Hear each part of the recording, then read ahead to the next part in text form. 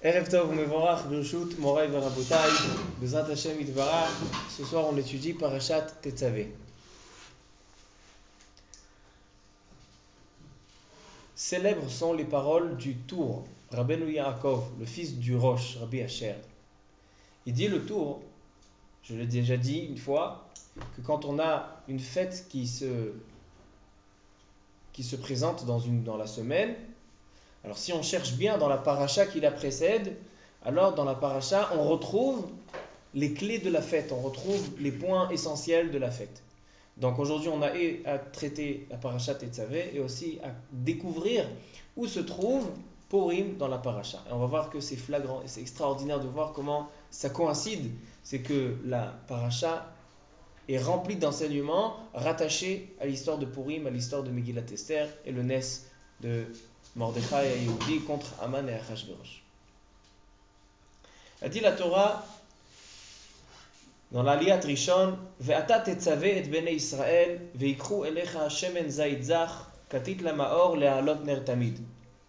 Parasha la semaine dernière, on a vu Kadosh Baruch Hu, il demande à Moshe et il donne un plan défini de la construction du Mishkan, comment on doit construire le Mishkan, comment on doit faire les tentures et les bois comme on a vu la semaine dernière. Ensuite, on a aussi le Mizbeach, les Kelim, la Menorah, le Aron HaKodesh, la Kaporet, les Kérouvim. Tout ça, on a vu la semaine dernière. Baruch haba. Tout ça, on a vu la semaine dernière sur la construction du Mishkan et de ses ustensiles. La paracha de cette semaine, on monte d'un cran. On avance. La paracha de cette semaine, on connaît déjà le plan de la construction du Mishkan et de ses ustensiles et de ses meubles. Et maintenant, on a la paracha de l'homme. On va prendre Aaron HaKohen et ses enfants. On va lui mettre de l'huile dessus. On va le nommer et le désigner en tant que Kohen. Aaron HaKohen qui était Kohen Gadol. On décrit la fabrication de tous les habits. On sait qu'il y a deux sortes de Kohanim. Il y a le Kohen Idiot et le Kohen Gadol. Kohen Gadol, c'est celui qui rentre le jour de Yom Kippourim dans le Kodesh HaKodashim. Kohen Idiot, non. Kohen Idiot, il a un service extérieur. Mais le Kohen Gadol, c'est intérieur. Kohen Idiot, il a 4 habits. Le Kohen Idiot, il a 4 habits. Le Kohen Gadol, il a 8 habits. Et on va voir, la Torah, elle décrit. On va voir toutes ces choses-là dans la paracha. Mais la paracha, elle commence par quelque chose qui n'a rien à voir. A priori, cette chose-là, elle devrait être la paracha la semaine dernière. La paracha, elle commence par la fabrication de l'huile pour pouvoir allumer la lampe au Beth Amikdash. A priori, ça a à voir avec la lampe au Beth Amikdash. Alors donc, elle dit Shemen zayit zach katit la ma'or le'alot ner tamid, pour les nerot. Ça, c'est la première mitzvah de la Torah. Ensuite, la Torah, elle commence. Elle dit ramène akrev elecha et Aaron achicha ve'et banav ito, ramène les Kohanim, la tribu des Kohanim, et tu vas leur fabriquer des habits, tu vas leur fabriquer tous leurs éléments avec lesquels ils vont s'habiller pour pouvoir servir à Kadosh Baruch Hu. Ensuite, la Torah elle commence. Combien d'habits on a à fabriquer pour le Kohen Gadol? Choshen ve'efod, ume'il, ktonet tashbetz, mitznefet ve'avnet, et il y a aussi michnasai. 8 habits. On a le choshen.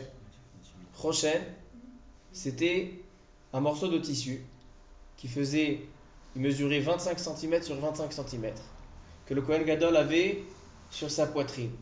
Keneged alev.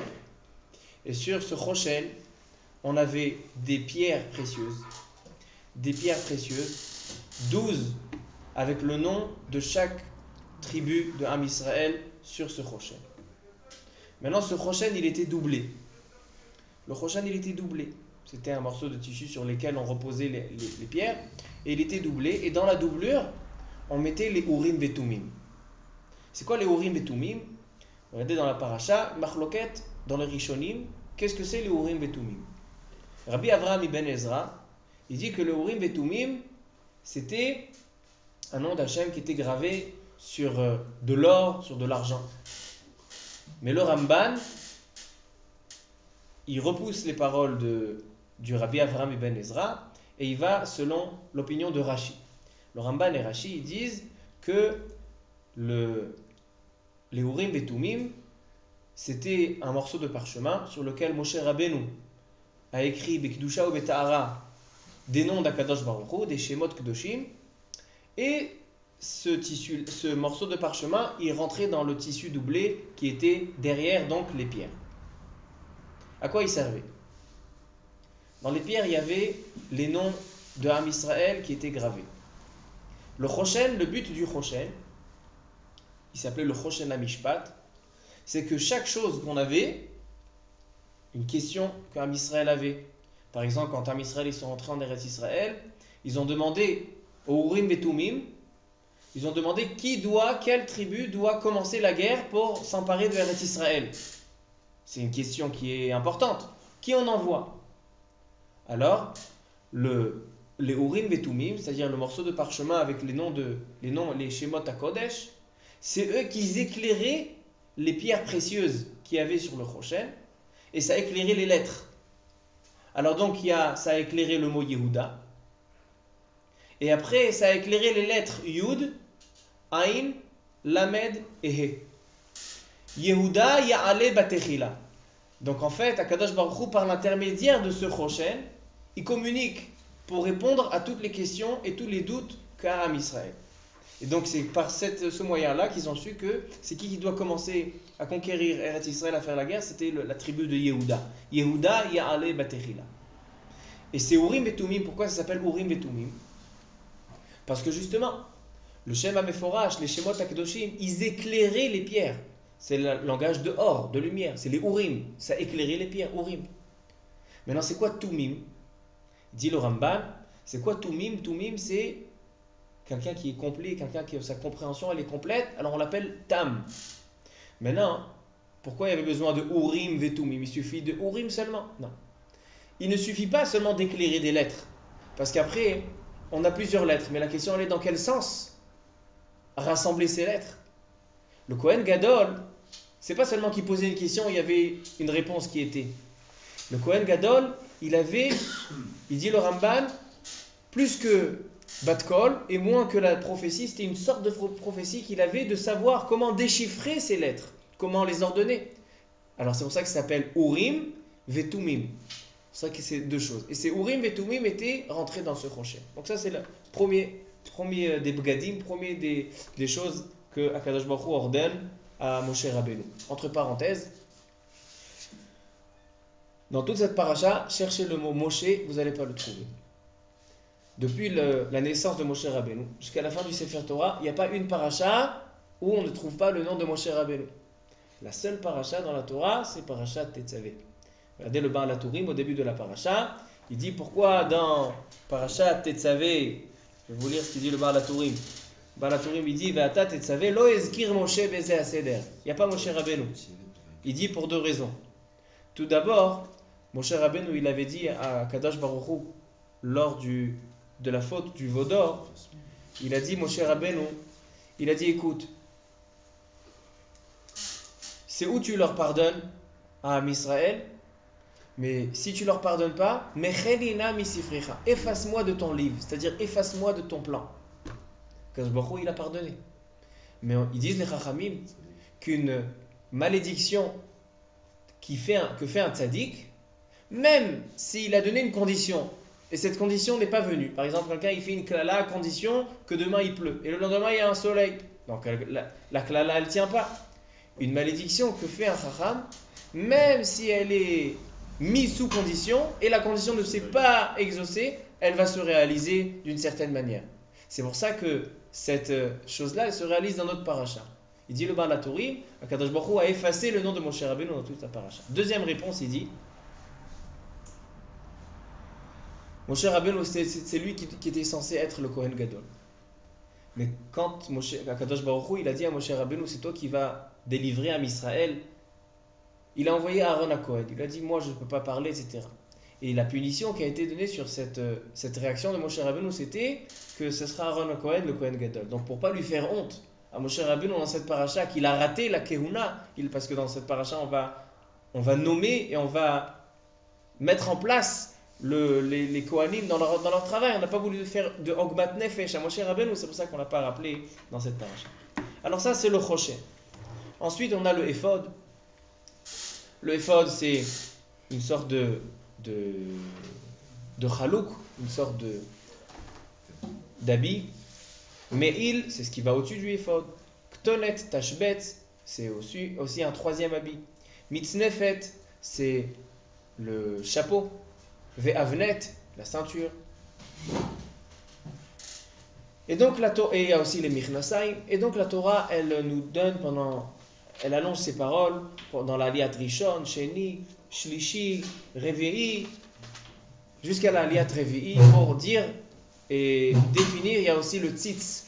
Le tzitz, c'est un morceau en or où il y avait dessus, il mettait sur son front, il y avait donc sa mitznefet du Kohen Gadol, il y avait le tzitz, et entre les deux, il y avait ses cheveux qui sortaient, et c'est là qu'il mettait les tefillin. Donc c'est comme on voit le Kohen Gadol dans les dessins, alors c'est comme c'est décrit dans cette page. À partir de la Liat Revi'i, là on commence à vraiment, on a terminé avec les habits du Kohen Gadol, maintenant on s'attaque à comment rendre un Kohen, comment rendre une personne Kohen. Le Kohen, il faut savoir qu'il était Kadosh, qu'il était saint, qu'il était élevé, et donc il faut savoir comment on le rend Kadosh. Alors la Torah, elle dit, il va falloir prendre un par echad ben bakar, il va falloir prendre un veau, velechem matzot, avec toutes sortes de menachot, avec du pain, etc., pour pouvoir faire un service au Beth Amikdash. Ensuite, ils habillaient les Kohanim, le Kohen Gadol, de ses habits, et ils lui mettaient de l'huile, le Shemen HaMishra. Avec cette huile, cette Shemen HaMishra, c'est la manière où on élevait le Kohen, on le rendait Kadosh. Baruch atah Adonai Elohim melech haolam she'akol nהיה bidbaro. Et la Torah nous décrit plusieurs sortes de korbanot. On a le korban khatat qui est pour faire pardonner les fautes. On a le korban shlamim. Shlamim, c'est un korban qui devient quand c'est complet, c'est-à-dire quand c'est pour les ratzon lifnei Hashem. C'est pour ça que le korban shlamim, on le partage entre tous. Il y a le kohen qui mange, le propriétaire qui mange, il y a Kadosh Baruch Hu, et il y a le khatat qui va complètement, il y a le ola qui va complètement à Kadosh Baruch Hu. Donc plusieurs sortes de korbanot qu'on connaît. Et voilà, avec ça la Torah elle termine. La Torah elle termine la Liat Shvi'i pour faire le Mizbeach HaZahav. Dans le Mishkan, il y avait le Kodesh, il y avait le Kodesh HaKodashim. Dans le Kodesh, dans le nord, on avait la table. C'est pour ça qu'il y a marqué que celui qui veut devenir riche dans cette fila, qu'il aille du côté nord, Yatzpin, parce que le Shulchan était du côté nord. Et celui qui veut être Markim, celui qui veut acquérir la sagesse, Yadrim, parce que la menorah qui symbolise la sagesse, elle était dans le nord. Et qu'est-ce qu'il y avait au milieu? Le Mizbeach HaZahav. Mizbeach HaZahav qui est ordonné à la fin de la paracha dans la Liat Shvi'i. Donc une paracha qui a l'air simple dans ses descriptions. Et maintenant on va essayer de comprendre un petit peu et d'approfondir un petit peu. Tout d'abord, pour répondre à la première question, pourquoi la paracha Tetzavé, elle commence par l'huile? L'huile, a priori, ça devrait faire partie de la paracha de la semaine dernière. Et regardez dans le Chumash, vous allez voir que depuis le début de la paracha jusqu'au Perek Rafret, jusqu'à la fin du chapitre, on a seulement 2 psukim. C'est-à-dire les 2 psukim de l'huile, c'est la fin du chapitre qui a été entamé la semaine dernière. Donc a priori, la logique serait de terminer la paracha de la semaine dernière, terminer tout le chapitre avec tous les ustensiles et aussi l'huile, parce que la Torah elle a demandé à faire les ustensiles et aussi l'huile qui fait partie du matériel au Beth Amikdash. Après on va s'attaquer aux Kohanim et à leurs habits. Alors pourquoi les Chachamim ils ont ordonné que la paracha de Tetzavé commence avec l'huile?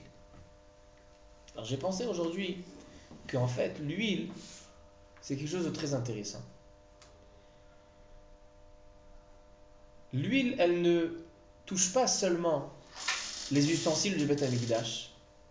Pourquoi on avait besoin aussi de l'huile dans le Beth Amikdash? On avait besoin de mettre de l'huile sur les choses pour les rendre saintes. Les Kohanim, pour devenir Kohen, il faut mettre dessus de l'huile, et c'est ce qui va le rendre Kadosh. C'est étonnant. C'est quoi? Parce que je vais mettre de l'huile sur quelque chose, alors ça devient kadosh. En fait, comme j'ai dit la semaine dernière, toutes les choses qui étaient mises en place dans le Mishkan, ce sont des choses, on ne va pas dire qui symbolisent des choses, mais c'est Akadosh Baruch Hu a demandé, a ordonné le service au Beth Amikdash, afin de permettre aux gens de comprendre ce qui se passe. Et donc ici on a l'huile. L'huile, elle doit être shemen, zait, zach, katit lamaor. Il dit Rashi, c'est quoi shemen, zait, zach? Il dit Rashi, le premier Rashi de la paracha, zach, c'est quoi zach? C'est pur, belishmarim. Belishmarim, c'est-à-dire sans comment on dit en français? Sédiments. Les sédiments?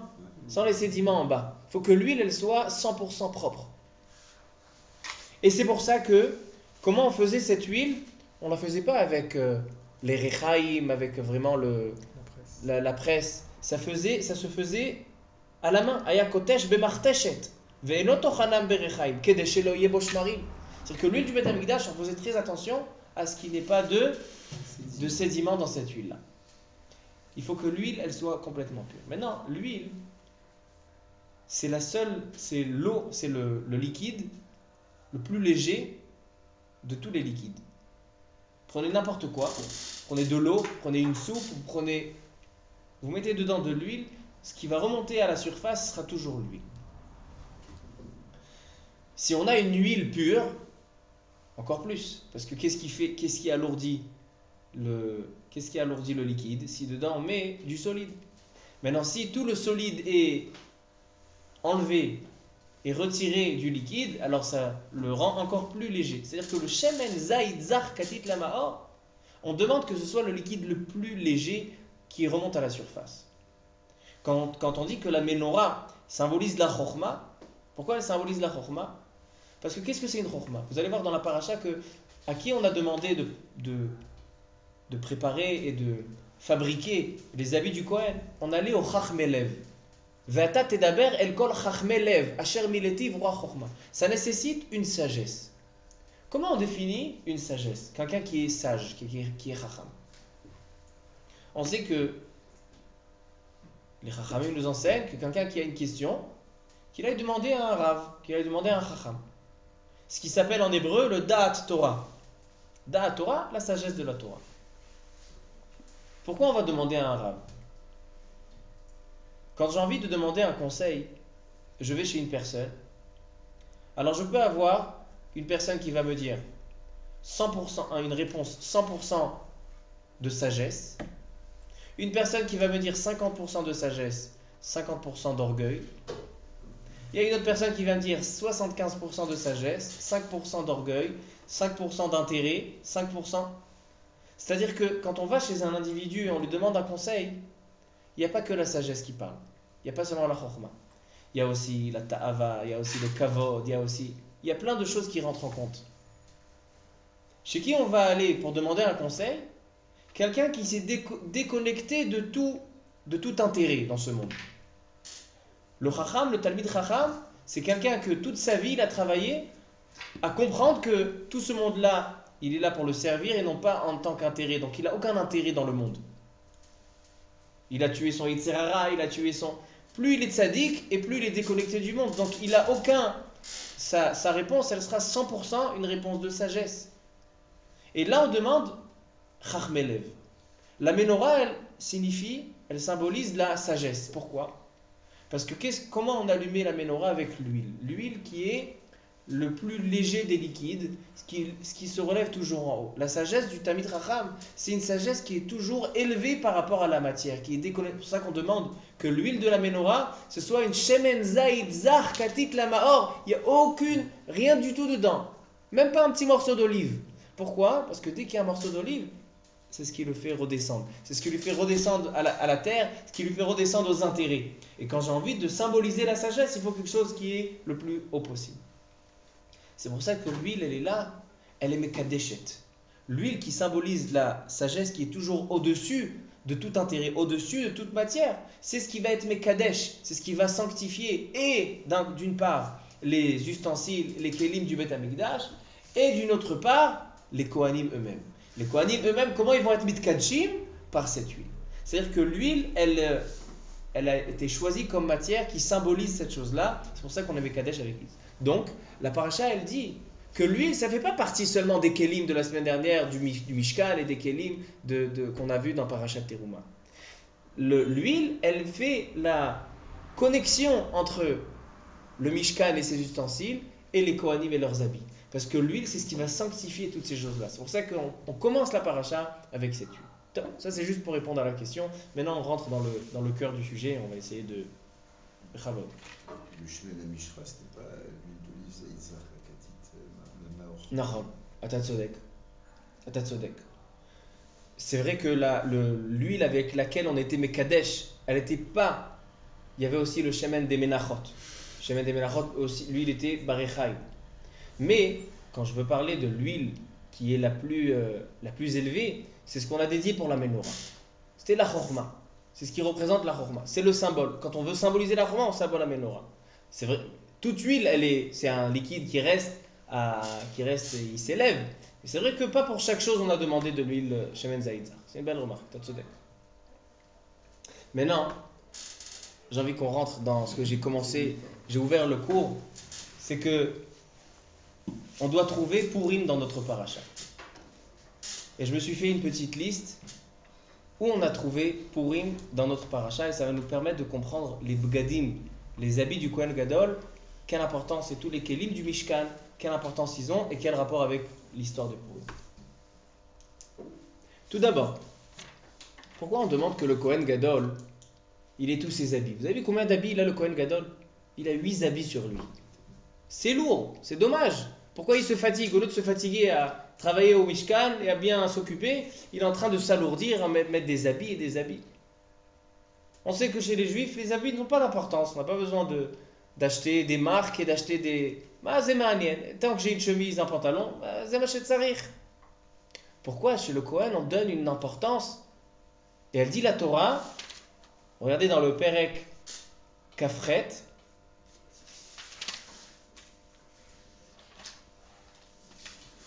dans le pasuk Bet, Ve'asita bigde kodesh le'aron achicha, qu'est-ce qu'a dit la Torah? Lechavod ultifaret. En honneur et en...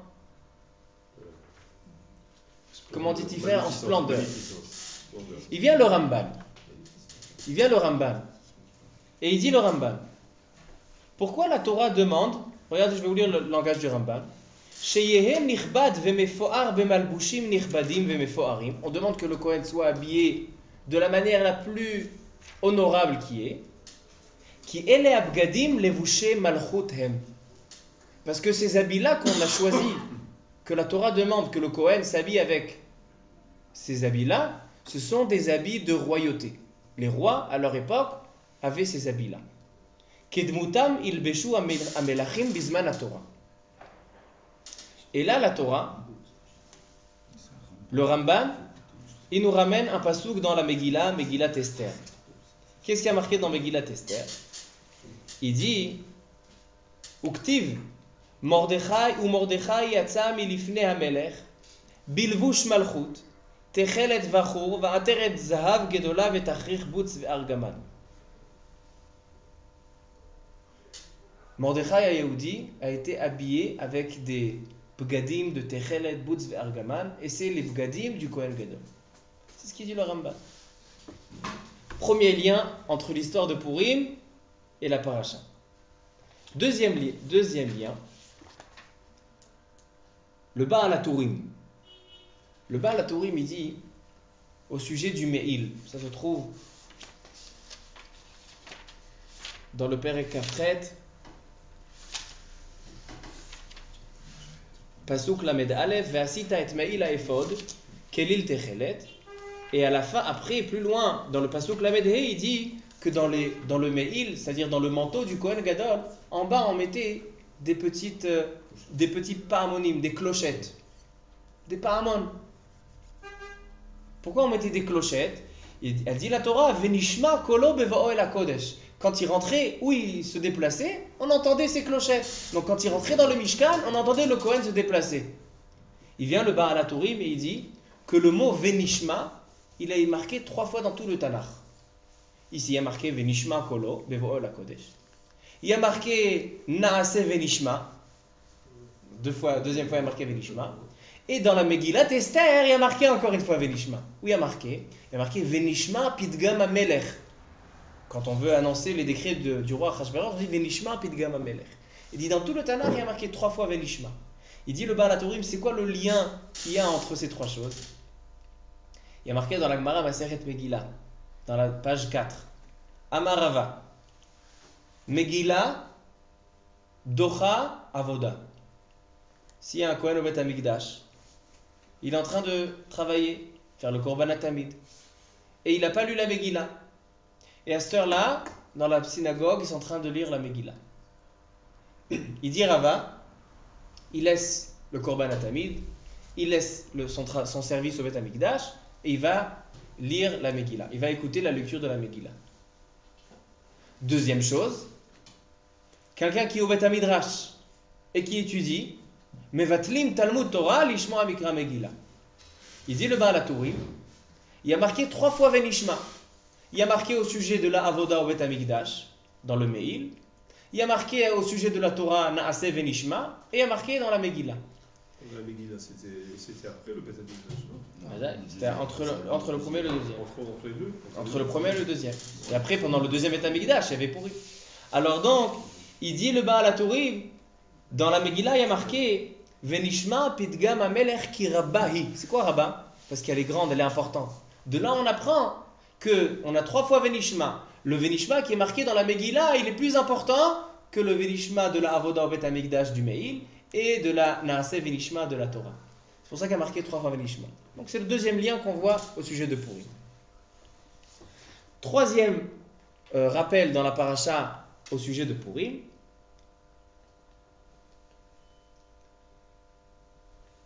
Au sujet des paramonim, pourquoi il y avait besoin de clochettes dans le Meil?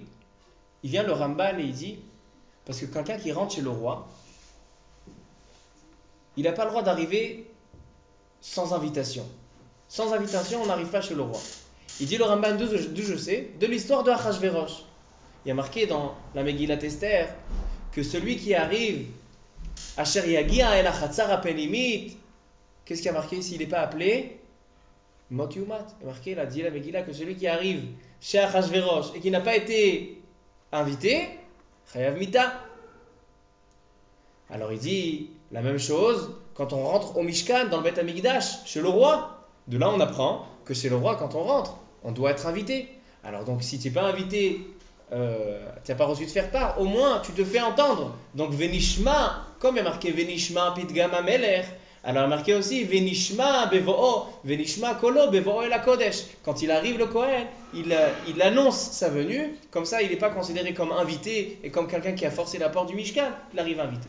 Donc ça c'est le troisième point qu'on retrouve dans la paracha, le Inyan de Purim. Quatrième point, le Ramban, et avec ça c'est le cœur du shiur, dans la Gemara Maseret Megillah,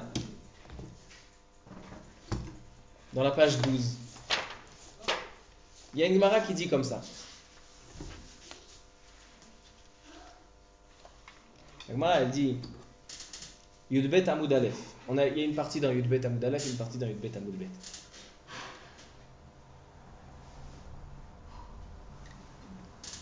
Les premiers mots de la Megillat Esther, il y a marqué Vayhi bimei Achashverosh Beharoto et kevod malchuto ve'et yekar tiferet gedulato yamim rabim shivim umatim. Qu'est-ce qu'il y a marqué? Il y a marqué que quand Achashverosh montrait Beharoto et kevod malchuto, il montrait son honneur. Qu'est-ce qu'il montrait? Comment Achashverosh montrait sa royauté et son honneur? A dit la Gemara Masechet Megillah, Amar Rabbi Yossi be Rabbi Hanina, Melamed shelavash bigde kehuna. Comment Achashverosh montrait sa royauté? Il a volé les habits du Kohen Gadol du premier Bet Hamikdash, il se les a débrouillés et il s'est habillé. Achashverosh, la première rencontre qu'on a dans la Megillat Esther avec Achashverosh, il était habillé comment? Avec les habits du Kohen Gadol. Encore un lien avec la paracha. Regardez comment c'est extraordinaire. Parashat Hashavua, on retrouve toute la Megillat Esther. Achashverosh, il était vêtu des habits du Kohen Gadol. Comment on sait?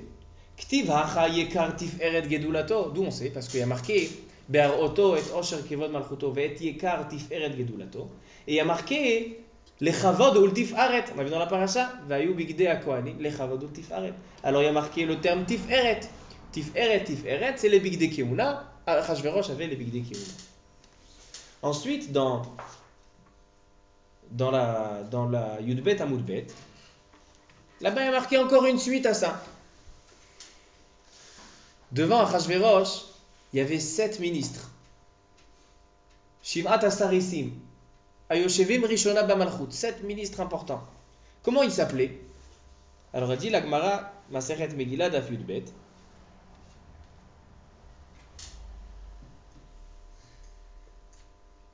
Vehakarov elav, Karshena Shetar, Admata Tarshish, Meres Marsena Memuchan.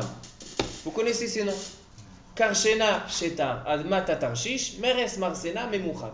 Shiv'at Asarisim. 7 ministres qui étaient très importants à Shushan Abira, ils étaient Yoshevim Rishona Bamalchut. Elle dit la Gemara, pourquoi à l'époque les ministres ils étaient nommés par le roi? C'est-à-dire ils avaient le nom, leur vrai nom, et ils avaient leur nom professionnel, le nom que le roi leur donnait. Alors un il a appelé Karshena, un il a appelé Shetar, Admata, Tarshish, Meres, Marsena, Memucha. Pourquoi il les a appelés comme ça? Regardez ce qu'a dit la Gemara. Amar Rabbi Levi, Kol pasuk ze al shem akorbanot. Tous ces noms des sarissim de Paro, ils sont au nom des korbanot, des sacrifices au Beth Amikdash. Karshena, c'est quoi Karshena? Amrou malaché asharet lifnei akadosh baruch hu. Les anges ils ont dit devant akadosh baruch hu, Ribono shel olam, klum ekrivu lefanecha karim beneshana. Karim beneshana, ça rappelle Karshena. Karim beneshana. Kederech sheekrivu Israël lefanecha. Shetar. C'est quoi Shetar? Shetetorim. Shetetorim. Deux colombes. Est-ce que les Am Israël, ils ont fait le sacrifice? C'était à l'époque de la destruction du premier Beth Amikdash. Ils n'ont pas fait les korbanot. Alors les malachim, ils ont dit à Kadosh Baruch Hu, est-ce que Am Israël, ils ont fait ces korbanot? Admata. C'est quoi Admata? Klum banu lefanecha mizbeach adama. Il y avait le mizbeach qui était à l'extérieur, il était rempli de terre. Mizbeach adama, c'est milachon admata. Tarshish, c'est quoi Tarshish? Klum shimshu lefanecha bebigdet kehuna. Dans les pierres qui sont mentionnées, il y a marqué Tarshish veshoam veyashpe. C'est ça Tarshish. Donc en fait, Achashverosh, il a appelé les noms de ces Shivat Asarisim, ce sont les 7 reproches qu'on faisait à Israël à cette époque-là. Meres, c'est quoi Meres? Klum mirsu badam lefanecha. Quand on faisait avec le sang des sacrifices, on appelle ça les mares et adam. C'est pour ça qu'il s'appelait Meres. Marsena, klum mirsu bemenachot. Memuchan, klum hechinu shulchan lefanecha. Et s'ils ont fait le shulchan avec le lechem apanim. Donc en fait, on voit 2 points. Tout d'abord, que Achashverosh était habillé avec les habits des Kohanim. Deuxièmement, que les noms de ces ministres, il les a nommés selon les korbanot de Am Israël. Troisièmement, il y a marqué dans le Midrash, il y a marqué Kelim mi Kelim shonim.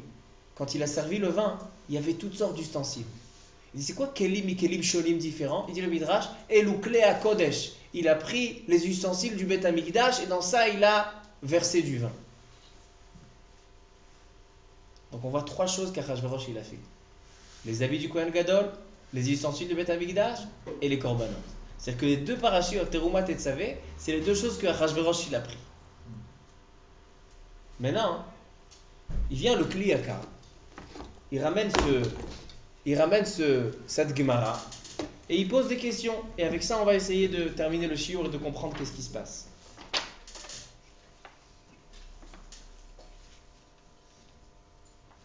Il vient le Kli Yakar et il dit comme ça.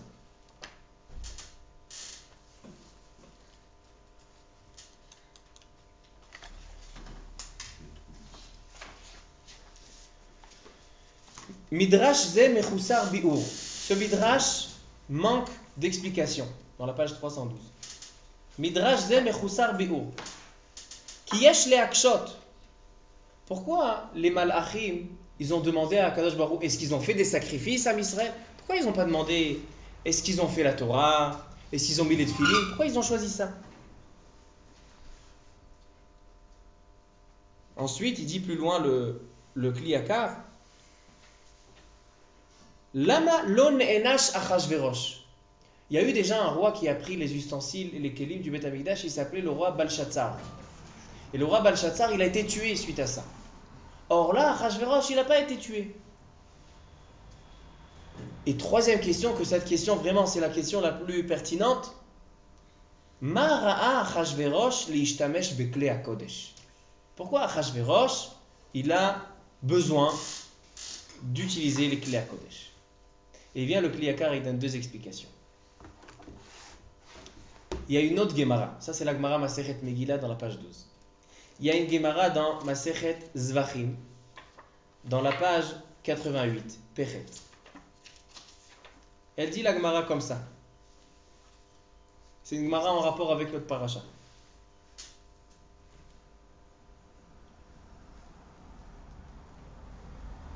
Lama nismecha parashat korbanot le parashat bigde keuna.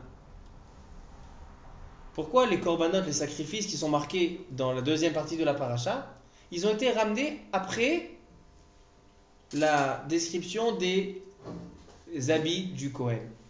Pourquoi les habits et les korbanot, ils ont été mis ensemble? Lomar lecha, ma korbanot mechaprim, pour te dire que de la même manière que les sacrifices au Beth Amikdash étaient là pour faire pardonner les fautes et les péchés de l'Am Israël, af bigde keuna mechaprim. La même chose, les habits des Kohanim, du Kohen Gadol, ils étaient là pour faire pardonner l'Am Israël. Et la Gemara, elle décrit Koutonet, c'est le pantalon. Mechaperet al shfichut, non pas le pantalon, le koutonet c'est la chalouk, c'est l'habit. Mechaperet al shfichut damim, c'est mechaper sur le meurtre. D'où on sait, chez Nehemar, il y a marqué avec Yosef Hatzadik, Vaishchatu seir izim vaitbelu et akoutonet badam. Ils ont mis l'habit de Yosef dans le sang pour montrer à Yaakov Avinu, voilà, il est un ketonet bincha. Michnasaim, le pantalon. Mechaper al gilou yarayot, parce que c'est la deuxième partie du corps. Mitznefet, le chapeau. Mechaper al gassé arouach. Gassé arouach, c'est les orgueilleux. Pourquoi? Parce que quelqu'un qui est orgueilleux, il est en haut, alors donc on a pris la mitznefet. Avnet, c'est la ceinture. Mechaper al irour alev, c'est à côté du cœur, à l'irour alev, sur toutes les mauvaises pensées. Le choshen, à la dinim. Le éphod, c'est quoi le éphod? C'est le deuxième manteau qu'il avait, c'était Alma, éphod, mechaper, à la avodat kochavim, c'était sur la avodah zara. Chez Nehemar, en éphod utrafim. Ve'ame'il, mechaper al lashon hara.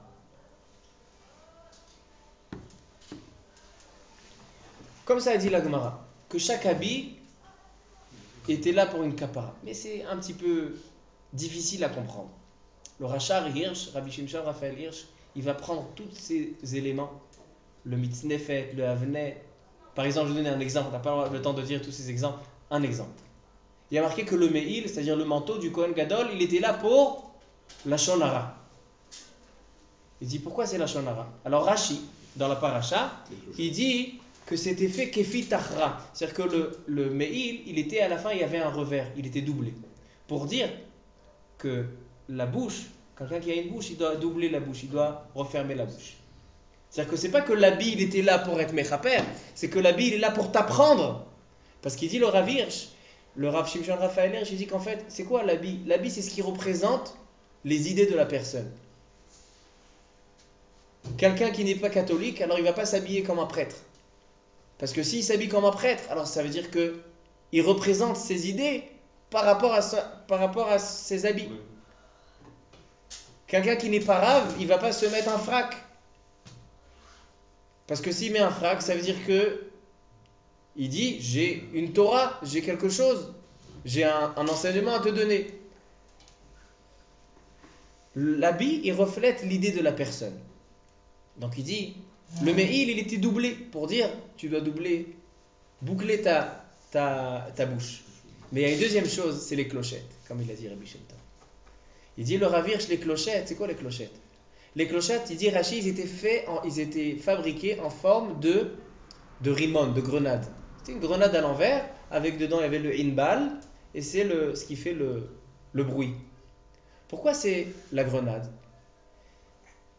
Ils disent les Chachamim que Am Israël, même le plus bas, il est malé mitzvot, il est rempli de mitzvot comme la grenade. Malé mitzvot, kefelach arimon rakater, afilu rekalim shebach melei mitzvot karima. Pourquoi quelqu'un dit le lashon hara? Parce qu'il a vu un chisaron, il a vu quelque chose de pas bien chez son copain, alors il va le dire. Mais en fait, si vraiment tu es un vrai juif, tu sais que chaque juif il est rempli de mitzvot karimon. Donc en fait, cette grenade-là, cette clochette, elle te rappelle que chaque juif il est comme cette clochette, il est comme cette grenade qui est remplie de mitzvot. Donc si tu arrives à comprendre qu'il est plein de mitzvot, tu ne diras pas de la shonara sur lui.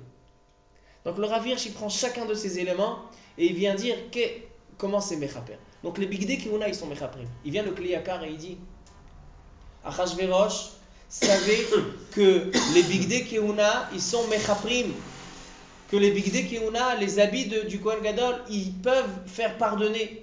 Et Achashverosh, il avait compris ça. Il a dit donnez-moi les bigdei keuna, ramenez-moi les bigdei keuna, ramenez-moi les kelim du Bet Hamikdash. Encore un élément, elle dit la Gemara dans ma Maseret Megillah, c'est quoi? Vashetiya kadat, en ones. Il y a marqué dans la Megillah, Ashetiya kadat. La boisson, elle était comme dans la religion. C'est quoi comme dans la religion? Ça veut dire que la shetiya, elle était comme chez les juifs. Chez les goïms, quand il y a un festin, il y a plus de boissons que de nourriture. C'est pour ça qu'ils se saoulent et ça part en cacahuète. Chez les juifs, il y a plus de nourriture que de boissons. Et au Mishté d'Achashverosh, il y avait plus de nourriture que de boissons. Parce qu'il voulait accorder son Mishté en tant que Bet Hamikdash. Il voulait faire un service de Bet Hamikdash à Achashverosh. C'est pour ça qu'il n'a pas été tué. Balshazzar, il a fait ça pour son honneur. Achashverosh, il a fait ça parce qu'il savait que les habits du Kohen Gadol, ils sont mechaprim. Il voulait faire un service divin. Achashverosh, il voulait devenir Kohen Gadol. C'est pour ça qu'il a pris les bgadim, il a pris les kelim, il a fait la Seouda comme au Bet Hamikdash. Quand au Bet Hamikdash, il y avait aussi plus de korbanot que de Nisuchayim. Et c'était ça ce qu'on lui reprochait à Achashverosh. Juste une phrase du Kli Yakar et avec ça on va terminer.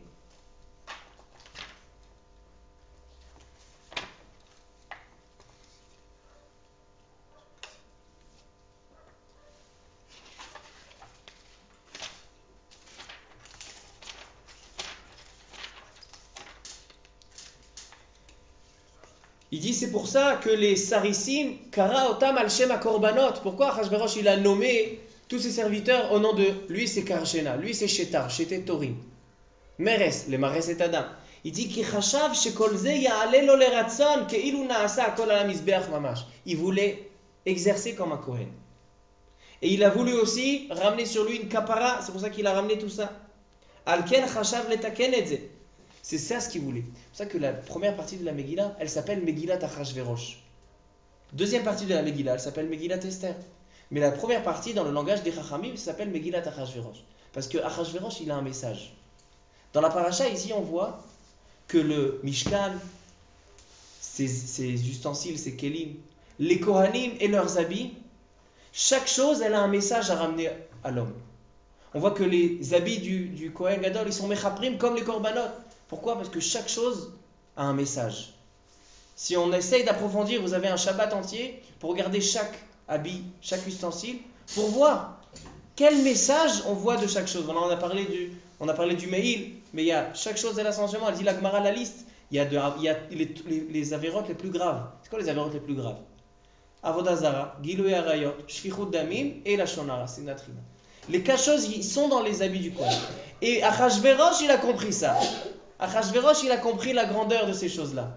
Alors donc nous aussi, on doit essayer de comprendre ces choses-là, Bezrat Hashem, de voir que, en fait, tout ce qui était physique au Beth Amikdash, c'était pas le but, ne soit pas physique, c'est pas de faire une maison comme on l'a dit la semaine dernière, c'était pas faire des ustensiles, pas faire des habits, c'est de créer des choses qui ils vont symboliser, nous faire comprendre le message, comme l'huile. Pourquoi il y a besoin de l'huile pour être Mekadesh? Non, parce que l'huile, elle a un message. L'huile, c'est la chose qui remonte toujours à la surface, qui est propre, Shemen Zaïdzar. C'est pour ça que Zahir Baner, Avian Lebanim Talmidei Chachamim. D'ailleurs, le Baal HaTurim, au début de la paracha, il dit que le mot Tetzavé, il a une gematria. C'est quoi la gematria de Tetzavé? Il dit le Baal HaTurim, Tetzavé begematria Nashim Tzavé. Nashim Tzavé. Parce que Nashim, c'est 400. Alors Nashim Tzavé, c'est Tetzavé. Ramaz, la Adlakat Aner les Nashim Chova Beshabbat. C'est-à-dire que toutes ces choses-là, tout ce qui se passait au Mishkan, tout ce qui se passait au Beth Amikdash, c'était éclairer les Juifs dans leur droit chemin, dans leur avodat Hashem. Et le message qu'on a avec Purim, c'est que même Achashverosh, il a compris ça. Et pourquoi Achashverosh, il n'a pas été tué? Parce qu'il a fait ça les Shem Shamayim, Achashverosh. Il a ramené ça à l'Echavod ul Tif'aret parce qu'il voulait avoir cette kaparat avanot et bgadim et il voulait avoir ce inyan-là de avoda, il voulait faire un travail, il voulait servir à Kadosh Baruch Hu. Pourquoi il a écouté Aman? Zekvar Megillat Esther, ça c'est déjà la deuxième partie. Mais Megillat Achashverosh, c'est un autre sujet. Megillat Achashverosh, c'est un autre sujet. Et on voit qu'à la fin, c'est qui a eu les Vouché Malchut, les habits du Kohen, c'est qui les a eu? C'était Mordechai et Yehudi. Par qui? Par Aman. Aman, c'est celui qui a habillé Mordechai et Yehudi. Baruch Adonai Le'olam, Amen ve Amen.